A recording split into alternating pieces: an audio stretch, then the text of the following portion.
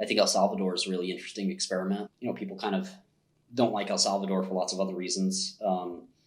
I've actually thought about my home country of Albania and Montenegro as like another, which you mentioned, the Mediterranean, but other countries that want a new start. They kind of stuck in a rut, and embracing a new technology could, usually that's what changes the fate of a country, actually, in addition to policy. So I think it's smart. The problem is these things play out over many, many decades. So people don't actually get to see the changes very quickly or easily. And some of them require a bit of pain. And, that pain is generally, kind of incentive for bad policy. People see the pain and they say, oh, no, let's go back to the way it was. Let's fix this.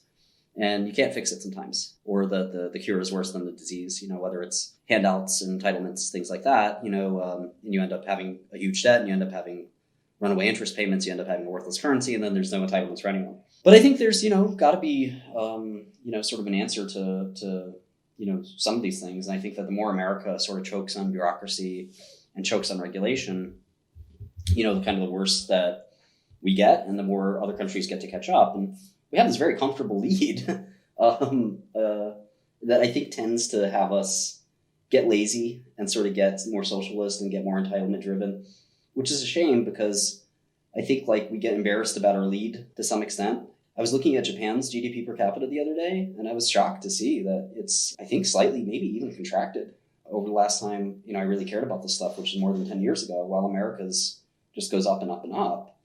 And it's just a remarkable kind of like difference because of policy and other things like that. And you've even started to see countries in Europe start to diverge, as opposed to the sort of, general, like they were all kind of like not very dispersed. And you're starting to see winners and losers even in Europe on GDP per capita, which again was really interesting. And I find it really, really like the American experiment has gone so well, but, the risk of slowing that down or changing it has led to other countries start to wonder if they can do it better.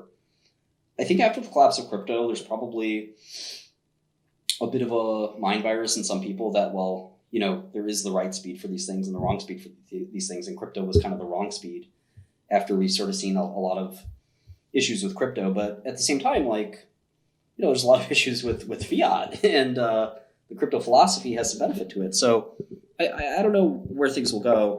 I think the American system has sort of the best substrate for sort of getting at the answer there. Other countries seem to have a lot of other obstacles. I think El Salvador is probably not going to make it, to use crypto term, mostly because it's sort of not, and again, I'm not like a geopolitical expert or anything, but like it feels to me like the Banana Republic style turnaround is too much to bear on probably a people that are not ready to bear it yet. I give the guy credit for trying to do it, but there's still a lot of accusations that country isn't exactly a whole lot more than a dictatorship. And so, I'm more excited about countries like Poland and others like that. Some of the countries in the Balkans like Croatia and Serbia as potentially being more dynamic places for innovation and free markets and things like that. But those countries are also under Soviet and Chinese sway. So I don't know what place is better than America at the moment.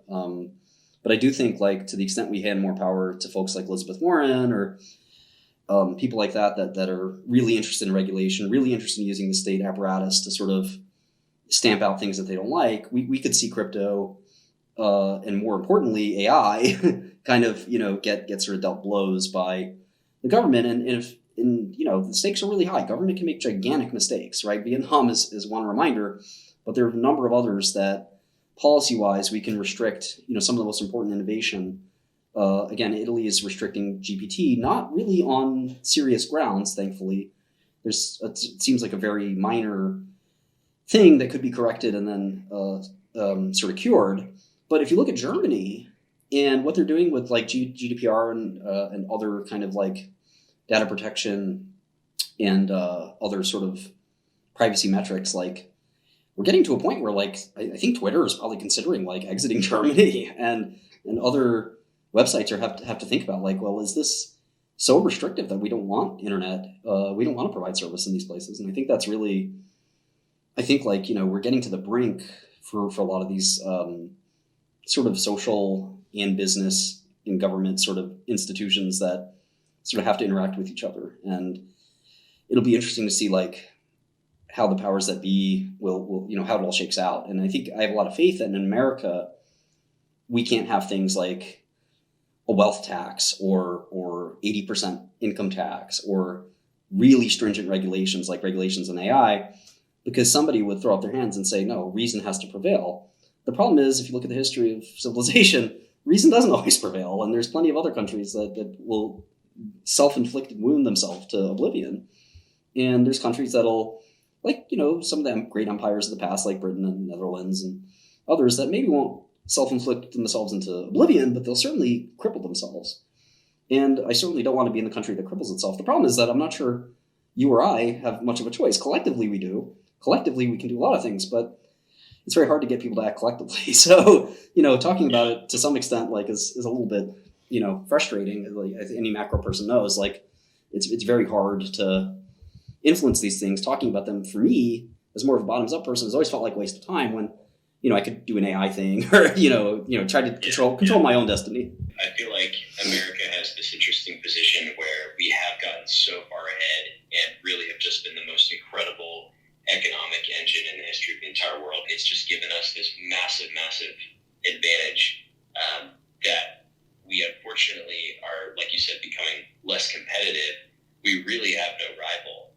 And so we can do stupider and stupider and stupider things. And unfortunately, it's eroding away this massive, massive head start we have.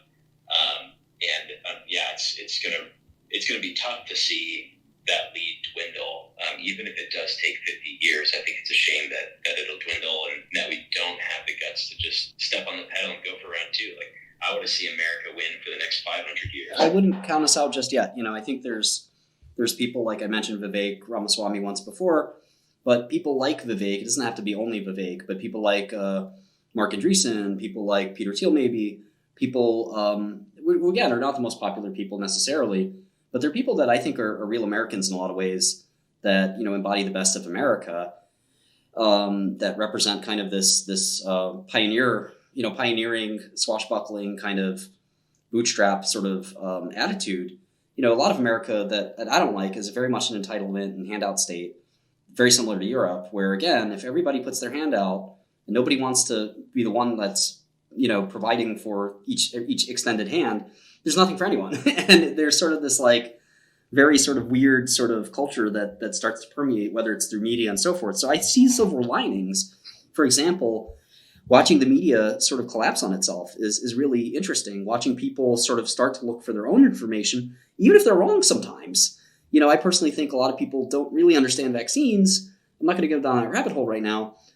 But I think that, like, even if I disagree with the way people look at vaccines, I'm proud that people are willing to try to make up their own minds about things. And, this distrust of the media has been long overdue. And I'm happy that, the media has joined the government in the lowest ranks of folks' approval ratings, that we hold these institutions very low esteem now. And we're able to think for ourselves thanks to the internet. We're able to think for ourselves thanks to, all this innovation and technology. And, it's a good thing. So I don't count America out just yet. I think that, like, AI, for example, a San Francisco company, creating possibly the next big economic engine after spreadsheets and operating systems. This is going to stand, in the Parthenon of American innovation, yet another hallowed hall, where we'll see, GDP improvement that, again, outstrips every other country's, and they'll be able to use LLMs too, and I'm sure they'll figure it out. But again, some of their other policies, whether it's censorship or other forms of repression like China, they end up shooting themselves in the foot anyway, and those people will yearn for freedom the same way we do. So I think that, we're still sitting pretty, and as long as there are people like Vivek that will do something about it, and people like us that'll at least think something about it and try to participate and make our opinions known. I can't tell you, for example, how many the biggest rock bands, rappers, billionaires have, after I come out of prison, said, Martin, I've privately always said I supported you. I just couldn't publicly risk doing it. And I'm sort of sitting there like, well, that's very nice of you. Yeah, it's right. Everyone just said something. Yeah. Right, exactly. It's like really nice of you to say, but at the same time, like, the stakes aren't important for me. I'm just one guy, don't matter. But if everyone thinks we shouldn't be woke or something like that. But everyone's afraid to say it because they'll get canceled or something like that. That's a problem. And I think that the great solution here has been this defanging of the media, this defanging of some of these entities and institutions. Even Netflix has decided for its own sake to say, you know what, we're going to let Chapelle do his thing. And if you don't like that, quit Netflix. We don't care. And it took a lot of courage to do that, to be frank. And I don't think Netflix is exactly the most courageous company on the planet. But, I think that like some of these uprisings, which it's ridiculous to put it that way, but an uprising is what? A counter-reaction to oppression. So they're sort of uprisings against sort of like, some of these pressures. Again, whether you feel what you feel about me is maybe not that important, of course, but I feel like, this oppression against capitalism of like, hey, it's my product, I bought it, it's my price, it's up to me. You don't like my price, it is what it is. That's maybe some people take an extreme form of kind of freedom, but it's freedom anyway. And I think that, you can pick something a lot more mundane if you want to sort of compare itself to, like if you have the freedom to say that, you don't like, you can say something very mundane or very extreme, but if you don't like, children watching drag shows or something like that, and you're afraid to say that because you think that, you're going to get canceled, or you don't like the latest ambassador for Bud Light or something like that, that's been controversial. But if that's something you care about and you want to talk about it, I think you should be able to talk about it. And I think that, that culture of fear is something that I know Vivek, I sound like I'm stumping for him, but, I think that it's something that like Vivek has explicitly talked about. And like some of these other Republicans, and I'm a Republican, like they haven't done a great job of being anything but like that first generation politician of like, what do I have to say to win this thing?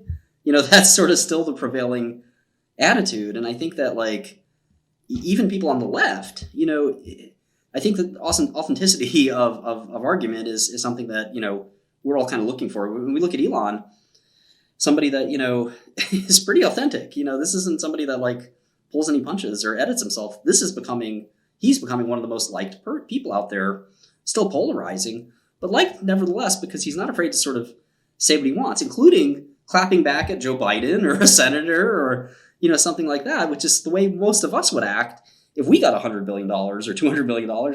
That's exactly how we'd act. And I sort of take pride in seeing that he's not afraid of doing that, because like I said earlier, it's not hard to find a law in the law book that you're violating and go take you to town. So I really, I think that, those are the types of people that we look up to in this country. And the more of them that we can put up in a pedestal and congratulate and reward and adulate and just support, maybe is the best word, I think the better. Vivek is someone that comes to mind because, we've crossed paths a lot. But, other people like that, aren't afraid of their own shadow. They're bold. They make mistakes, but they take accountability for who they are and what they're doing. I think those are the kinds of people that the more that we support them, the more that they get into places of power and influence, and the more that we get the country we want, as opposed to like a culture of fear, a culture of regulation, a culture of being ashamed. I'm curious, in your own personal story, did going to prison kind of give you more of that perspective that you're articulating right now, or do you feel like you just always had that? Yeah, I don't know that prison was such a fugue state that I don't know that it changed a lot. I think that one thing I saw for sure is sort of these interesting racial disparities that exist and are fairly clear. I'll give you an example. And again, this is just sort of basic statistics. I went to 3 different prisons, and general statistics back up these anecdotes, but I went to 3 different prisons with about 2,000 or 3,000 inmate population each. I met one Indian person, the whole place.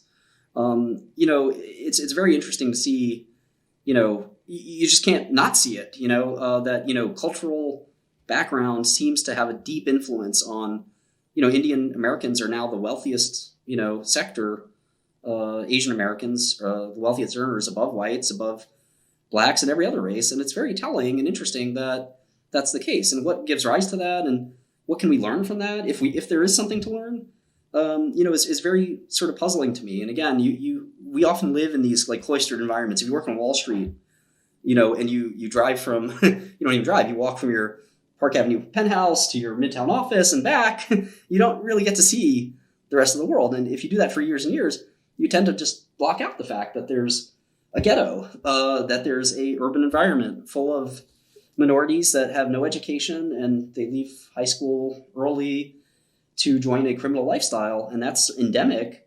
It's really difficult to watch. And, so I have learned and become very empathetic and sympathetic to that. And then you see cultures like East Asia and Southeast Asia where, there are people who never go to jail. There are people who always rise to the top of society. Our CEO of Google, the CEO of Microsoft, CEO of Adobe, IBM, they've achieved the most in this country. In many ways, they're model Americans. They come from a country with $2,000 GDP per capita, come to America and rise to the top by working hard, studying, and having respect for the family unit and things like that. It's rather remarkable. And I'm not trying to cast aspersions on any group of people that do or don't do that, because, we all have our own, every person's unique and different. But it was rather just amazing to me. That's sort of the one big lesson I watched and learned in jail. It was just very startling. I am East Asian, right? So I'm Mongolian Chinese.